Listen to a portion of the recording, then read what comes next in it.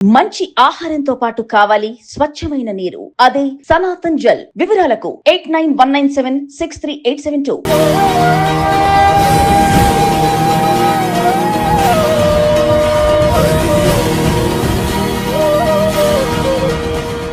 So Hyderabad యొక్క జాతకం ఎట్లా ఉంది రియల్ ఎస్టేట్ పరంగా? హైదరాబాద్ అనేది రాజభూమి. దీనికి ఎప్పుడు లైఫ్ ఉంటుంది. ఓకే. టెంపరీగా మధ్యలో ఎట్లా వస్తాయి, అట్లాగే ఈ రకంగా ఎక్కడ ఏ ప్రదేశంలో ఎటువంటి నిర్మాణాలు చేయాలనేది చేసుకోకుండా నిర్మాణాలు చేయటం వల్ల ఇటువంటి పరిస్థితి వచ్చింది. ఇప్పటికైనా వారి జన్మజాతకాలు బిల్డర్స్ ఉంటారు. ఆ బిల్డర్స్ ఎవరో వారి జన్మజాతకం పరిశీలించుకోవాలి. ఒక ఆయన ఉన్నాడు, ఈ ఆఫీస్ స్పేస్ నిర్మించాడు గచ్చిబౌలిలో, ఆయనకు అనుకూలం కాదు. అప్పుడు వాళ్ళ కుటుంబంలో ఎవరికి ఉన్నది, లేదా వాళ్ళ పార్ట్నర్స్లో ఎవరికి ఉన్నది, అది వాళ్ళ పేరు మీద పెట్టుకుంటే ఉపయోగిస్తుంది. అట్లాగే ఎవరి పేరుకి శుక్రుడు అనుకూలంగా ఉన్నాడు, విల్లాస్ నిర్మించుకోండి. చంద్రుడు అనుకూలంగా ఉన్నాడు, రిసార్ట్స్ నిర్మించుకోండి. ఈ రకంగా వారి పార్ట్నర్స్లో కానీ కుటుంబంలో కానీ ఎవరైతే ఉన్నారో వాళ్ళ పేరుకి అవి మార్చుకుని వాళ్ళ ద్వారా వ్యాపారం చేసుకుంటే వారి వ్యాపారం కూడా అభివృద్ధి. మరి ఇప్పుడు ప్రస్తుతం హైదరాబాద్ రియల్ ఎస్టేట్ ఇలా ఉండడానికి కారణం ఏమన్నా రీజన్స్ ఉన్నాయా? గ్రహాలకు సంబంధించి కానీ జ్యోతిష్యానికి సంబంధించి? గత 6 సంవత్సరాల నుంచి మనం చూసాము, మెయిన్ వ్యాపారానికి కారకులైన గ్రహాలు అనుకూల స్థితిలో లేవు. ఇప్పుడేమో గురువు వచ్చి మిథునంలోకి వచ్చాడు. అది న్యాచురల్ గా వ్యాపారానికి అనువైన స్థానం. అందుకు అక్కడ మిథునంలో ఉన్న గురువు బుధుడిలాగే ప్రవర్తిస్తాడు, అందుకు వ్యాపారాభివృద్ధి చేస్తాడు.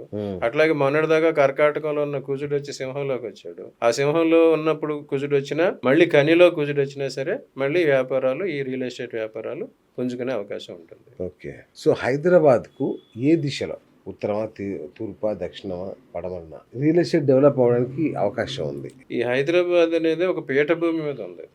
డెక్కన్ ప్లేట్ అంటారు, డెక్కన్ పీఠభూమి. ఈ పీఠభూమికి మనకి చూసుకుంటే న్యాచురల్ గానే ఈ మన జూబ్లీ హిల్స్, బంజారా హిల్స్ ఇటువంటి అన్ని డెవలప్ అవడానికి కారణం ఏంటంటే ఇవి పడమర వైపు, దక్షిణ వైపు కొండలు ఉన్నాయి. అందుకు ఈ రకంగా ఈ ఫ్లరిష్. కానీ అటు దాటి మళ్ళీ పక్కకి వెళ్తున్నారు. ఈ మణికొండ అటువంటి ప్రదేశాలకు వెళ్ళినప్పుడు అవి ఇంకా పశ్చిమ నుంచి కిందకి దిగటం అవుతుంది. అందుకు అక్కడ అంత అనుకూలం కాదు. అట్లాగే న్యాచురల్ గా హైదరాబాద్ తూర్పు వైపు పల్లపు భూములు ఉన్నాయి, ఉత్తరంలో కూడా పల్లపు భూములు ఉన్నాయి. అందుకు రియల్ ఎస్టేట్ అనేది హైదరాబాద్ న్యాచురల్ గా ఇది ఒక పెట్టని కోట. కాకపోతే మనం చెప్పినట్టుగా ఏ ప్రదేశాల్లో ఎటువంటి నిర్మాణాలు చేయాలనేది లేకుండా అన్ప్లాన్డ్ గా చేయబట్టి వారి వ్యాపారానికి ఏమి అనుకూలిస్తాయని చూసుకోకుండా చేయబట్టి ఇటువంటి పరిస్థితి వచ్చింది. ఇప్పటికైనా వీరు మళ్ళీ వారి జాతకాలు పరిశీలింపజేసుకుని ఏ రకమైన వారికి అనుకూలం ఉన్నదో చూసుకుని ఆ రకంగా మార్చుకుంటే అందరికీ మంచి జరుగుతుంది. ఓకే. రియల్ ఎస్టేట్ రంగం మళ్ళీ పుంజుకోవడానికి ఏమైనా ముఖ్యమైన తేదీలు కానీ, వారాలు కానీ, సమయాలు కానీ ఉన్నాయా ఏమన్నా? అన్నిటికీ శుభకాలాలు ఉంటాయి. ఉత్తరాయణం అనేది అందరికీ మంచిది. అవును. అట్లాగే కొన్ని మాసాలు ఒక వ్యక్తి ఏదన్నా ఫ్లాటో కొనాలనుకున్నాడు, అలాంటి వ్యక్తి జాతకంలో ఏముంటే అతను కొనగలుగుతాడు? ఇది వరకు మనం చెప్పుకున్నాం, గృహం అనేది వారు స్వచ్ఛందంగా ఎవరికి వారే నిర్మించుకునేవారు. ఒక జంట పెళ్ళయిన తర్వాత గృహస్థుడు అయ్యాడు అంటారు, కానీ పెళ్ళయిన తర్వాత వాడు గృహం నిర్మించుకుంటేనే గృహస్థుడు. పక్షులు కూడా 2 పక్షులు కలిసి జంట కట్టిన తర్వాత ఒక గూడు కట్టుకుంటాయి. ఎప్పుడు గూడు కట్టుకుంటాయి? ఆ లేడీ బర్డ్ ప్రెగ్నెంట్ అయి ఉన్నప్పుడు ఆ మేల్ బర్డ్ వచ్చి గూడు కట్టడం స్టార్ట్ చేస్తాడు. ఎందుకంటే తన భార్య అక్కడ చక్కగా క్షేమంగా గుడ్లు పెట్టాలి, పిల్లలు పొదగాలి. అయిన తర్వాత ఎక్కడే వెళ్ళిపోతాయి. ఆ రకంగా ప్రతి వ్యక్తి కూడా ఆహార భయనిద్ర మైదానాల్లో భాగంగా ఈ గృహ నిర్మాణం అనేది తప్పనిసరిగా చేసుకోవచ్చు. ఇదివరకైతే ఉన్నదాంతో సంతృప్తి చెంది జీవధాతువులతో నిర్మించుకునేవారు. కానీ ఇప్పుడు అందరూ ఈ మోడర్న్ డేస్ వచ్చేసరికి కన్స్ట్రక్షన్, అపార్ట్మెంట్స్ వీటికి వచ్చారు. వీటికి వచ్చేసరికి వాళ్ళు కన్స్ట్రక్షన్ చేసుకోలేరు. ఇది ఎవరో బిల్డర్ చేస్తుంటాడు. ఇదివరకు అంటే గృహం నిర్మించాలంటే ఆ యజమానే ఆ స్థలాన్ని అది చూసుకుని తనకు అనువైన స్థలం, తనకు అనువైన దిక్కు, తనకు అనువైన ప్రదేశం అవి చూసుకోవాలి. చూసుకున్న తర్వాత శంకుస్థాపన అనేది తనే స్వయంగా చేసుకోవాలి. ఆ శంకుస్థాపన చేసేప్పుడు ఆ భూమిని పరిశీలించి అక్కడ ఎటువంటి లోపాలు ఉన్నాయి, ఎటువంటి బ్యాడ్ ఇష్యూస్ ఉన్నాయి, అవన్నీ వాస్తులు పండితులు పరిశీలించి ఎటువంటి చేయాలనేది చెప్పేవారు. అప్పుడు అవి చేసుకుంటే సరిపోయి. ఇక అన్నీ చేసిన ఏదో ఒక దోషం, లోపం ఉంటుంటది కనుక అటువంటి తొలగటం కోసం మత్స్య యంత్రాన్ని స్థాపిస్తారు. మత్స్య యంత్రం శంకుస్థాపనలో మత్స్య యంత్రం స్థాపిస్తారు. చెప్పించినప్పుడు ఒక కనిపించిన దోషాలు పోతాయి. అటువంటి దోషాలు 100 అడుగులు 100 అంగుళాల వరకు భూమి తవ్వి అందులో ఎటువంటి శల్యాలు, ధాతువులు లేకుండా చేసి తర్వాత యజమానికి అనుకూలమైన దిక్కు, భూమి చూసుకుని అక్కడ మళ్ళీ ఇంకా కనిపించిన దోషాలు ఉంటాయేమని మత్స్యయంత్రం స్థాపించుకుని చేస్తే ఆ నిర్మాణాలు చక్కగా ఉంటాయి. ఓహో. అట్లా చేసేవారికి అంత ఫ్లరిష్ అవుతుంది. కానీ ఇప్పుడు జరుగుతున్నది ఏమి, ఎవరో బిల్డర్ వెంచర్ స్టార్ట్ చేస్తాడు, ఆయన ఏ ముహూర్తంలో స్టార్ట్ చేశాడో తెలియదు. వెంచర్ స్టార్ట్ చేసినప్పుడు ఆయన తనకు అవసరమైన వ్యాపార దృక్పథం, ఈ వెంచర్ సక్సెస్ అయిపోవాలి, టకటక అన్నీ అమ్మిపోవాలి అనే దృష్టితోనే చేస్తాడు. కానీ ఇక్కడ ఒక 100-200 మంది వచ్చి ఉంటారు, వారంతా సుఖంగా క్షేమంగా జీవించాలి అనే దృక్పథం ఆయనకు ఉండదు. పైగా వారంతా ఏ నక్షత్రాల వాళ్ళు వస్తారు, ఏ రాశి వాళ్ళు వస్తారు, ఏ లగ్నాల వాళ్ళు వస్తారు ఆయనకి తెలియదు. అట్లాగే వాళ్ళకి ఏ రకమైన గృహయోగం ఉన్నది అనేది కూడా చూసుకోవాలి. ఏ మనిషికన్నా గృహం వారి జన్మజాతకంలో చతుర్థ స్థానం, గృహాన్ని ఇచ్చే గురువు, చంద్రుడు, బుధుడు ఇలాంటి గ్రహాలు అనుకూలంగా ఉన్నాయంటే వారి గృహయోగం బట్టి చెప్తారు. అట్లాగే ఇప్పుడు అందరూ మినిమం ఎమ్యూనిటీ, ఇది నిత్యావసరం అయిపోయింది ఇల్లు అనేది. ఆ నిత్యావసరం అయిపోయేసరికి ఇప్పుడు శని పాలనలోకి వచ్చేసరికి ఈ ఈఎంఐలతోటి గృహ నిర్మాణం స్టార్ట్ చేయడం మొదలైంది. ఈఎంఐలు మొదలైనంటే దానికి శని కారకుడు. అట్లాగే ఎవరి జాతకంలోనైనా వారికి శని అనుకూలుడైతే వారు ఈఎంఐలు పెట్టి ఆ లోన్స్ తీసుకుని ఇల్లు కట్టుకున్నా, కొనుక్కున్నా అవి క్లియర్ అయిపోతాయి. కానీ ఎవరి జాతకంలో వారికి శని అనుకూలుడు కాదో వాళ్ళు ఈఎంఐలు చెల్లించలేక ఇబ్బందులు పడతారు. అట్లాగే వారికి ఆ దశ, వారి జన్మ జాతకంలో ఏ దశ వస్తుంది, ఎప్పుడు వస్తుంది అనేది చూసుకుని ఆ దశ ప్రకారం వారు చర్యలు తీసుకుంటే ఇటువంటి ఇబ్బందులు పడకుండా వారు గృహాలు నిర్మించుకోవటానికి సుఖంగా ఉండడం జరుగుతుంది. రైట్. అంటే ఒక భూమి కానీ ఒక ఆస్తి కానీ కొనేటప్పుడు జ్యోతిష్యపరంగా ఎలాంటి సూత్రాలని అనుసరించాలి? ముందు ఆ బిల్డర్ ఏ రోజున అది స్టార్ట్ చేశాడు, ఆ భూమి పూజ తెలుసుకోవాలి.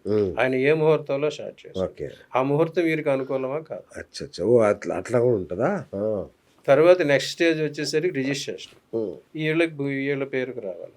ఆ రిజిస్ట్రేషన్ చేసినప్పుడు అందరం చూస్తుంటాం, మార్నింగ్ అందరూ పోయి రిజిస్ట్రేషన్ ఆఫీసులో కూర్చుంటే ఆ సాయంత్రం వరకు ఎప్పుడు సంతకాలు అవుతాయో కూడా ఎవరికి తెలియదు. ఆ అధికారి ఏ సమయంలో సంతకం పెట్టాడు, రాహుకాలంలో పెట్టాడా, వీరికి వ్యతిరేక గ్రహ హోరాలో పెట్టాడు, వీరికి గురువు అనుకూలం అవి కూడా చూసుకో. శనిహోరా ఉంటుంది, వీరి గృహాల అసలు సంతకం అయితే వీళ్ళకి ఉపయోగిస్తారు. ఆయన శనిహోరాలో పెట్టాడంటే, ఆయన రాహుహోరాలో పెట్టాడంటే ఇటువంటి కూడా ఫలితాలు. ఇవన్నీ చూసుకున్న తర్వాతనే రావాలి. సరే, ఈ రకంగా ఎవరైతే ఇల్లు ఈ రకంగా కొనుక్కున్నారో ఈ శని ప్రభావం వల్ల వారి శనికి అనుకూలం అయితే ఈఎంఐలో క్లియర్ అయిపోతే, లేదా వారు ఇబ్బందులు పడతారు.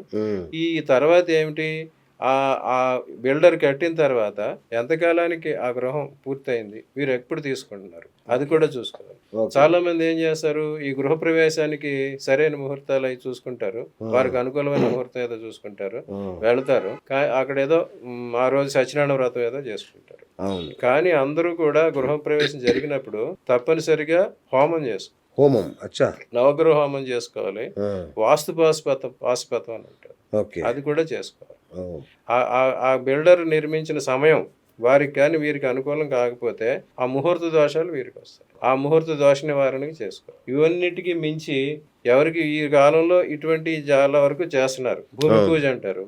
ఆ భూమి పూజకి ఎవరో పొలిటీషియన్ లేకపోతే సినిమా స్టార్ ను తీసుకొచ్చి చేస్తారు. వారి జాతకం ఎట్లా ఉన్నది, వారి చేతులు ఎటువంటి వారి చేతి చేసారంటే మరి వారి వీళ్ళకి అనుకూలమా కాదా? మీకు ప్రత్యక్తారో నైదంతారో విపత్తారో అయిన వాళ్ళు నిర్మించారు, స్టార్ట్ చేశారంటే that will give you bad effect. ఇన్ని ఉంటాయి అందులో. కానీ బిజినెస్ అనేసరికి అమ్మేస్తారు, చూసుకోరు. సో ఇటువంటివన్నీ విజిబుల్ దోషాలు. ఇవి కాకుండా విజిబుల్ గా లేని దోషాలు ఉంటాయి. చాలా మంది ఏం చేస్తారు, గృహ నిర్మాణం చేసేప్పుడు అక్కడ రకరకాల ఈ భూమి మీద తవ్వినప్పుడు ఆ శల్యాలు కొన్ని అక్కడ ఉండిపోతాయి, శల్య దోషాలు ఉంటాయి. ఏ ఆవరణలోనైనా ఈ ఇదివరకు కాలం నుంచి మనం చూసుకుంటే ఏనుగు సంబంధించిన అవశేషాలు, ఏనుగు అమ్మిక అస్థికలు కానీ అక్కడ ఉన్నాయంటే అక్కడేమో వారికి నష్టాలు జరుగుతాయి, కీళ్ళ నొప్పులు, ఆరోగ్యపరమైన ఇబ్బందులు. అశ్వాలు, గుర్రాలకి సంబంధించిన భూమికలు అటు అస్థికలు అక్కడ ఉండిపోయినాయి అంటే వారికి వ్యాపార నష్టం జరుగుతుంది. ఈ గొర్రెలు, మేకలు అటువంటి వాటికి సంబంధించిన అస్థికలు ఉన్నాయంటే ధనహాని జరుగుతుంది. ఆ తర్వాత ఈ కుక్కలు, సునకములు అటువంటికి సంబంధించిన అస్థికలు ఉన్నాయంటే వారు ఇరుగు పొరుగులు కొట్లాడుకుంటూ ఉంటారు, ఇప్పుడు వాళ్ళ గొడవలు అవుతా ఉంటాయి, కుక్కలు కొట్టుకున్నట్టు కొట్టుకుంటాం. ఆ తర్వాత ఎక్కడైతే ఈ మనిషికి సంబంధించిన అవశేషాలు ఉన్నాయంటే వారికి అపమృత్యు భయం వస్తుంది.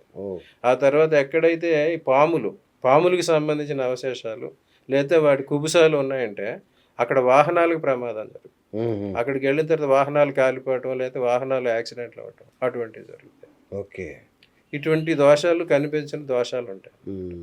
ఇవి అందుకోసమే 100 అంగుళాలు భూమి తవ్వి అటువంటి లేకుండా చేయమని చెప్పారు.